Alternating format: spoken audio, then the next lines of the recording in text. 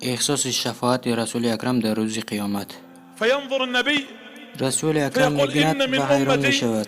امتان من من أدخله الله در النار آتش دوزخ می‌سوزد. وإني سأشفع من عند شفاعت ربي میکنم در نزد حتى پروردگارم يرحمهم. تو اینکه الله يقول ویها را النبي عليه نبخشد. الصلاة والسلام پیامبر علیه السلام میگوید فأذهب تحت عرشه من همین گونه به نزد عرش میروم. کوشش میکنم و میگویم یا پروردگارم از امت من آن کسانی که شما به آتش برتافتید یا الله من برای آنها شفاعت فيقول کافی الله يا میگیرم محمد ارفع و الله رأسك میگوید یا محمد سرت ويحد را لي بردار حدا برای من یعنی مقداری حدد تیار لي کنید عدد. یعنی حدی ويقول شماره اذهب زیاد باشد هم وأخرجهم من النار. روید آنها را از يقول آتش برارید فآتي وأحد پس الحد من آمده گروه آماده میکنم وأخرج که من أمتي و من آنها را أخرجهم. یعنی امتی مرا از آتش برارد.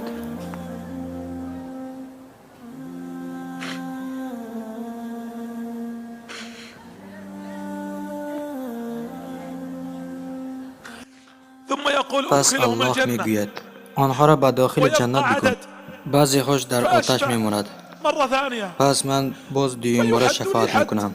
در این حالت من ساعتها میستم. من وأدخلهم آنها را الجنة. از دوزخ برآورده داخل جنت يقول میکنم. 4 مرات. او در چهارم مرتبه يقول میگوید فأستحي من وقتی ربي من این صدا را از پروردگارم وأسجد میشنوم مرة خامسة. حضور زیاد پنجم مرتبه وأقول يا رب و من إن میگم من یا أمتي من پروردگارم أدخلته النار. از امت من شخصانی که تو به داخل يا آتش محمد انداختی.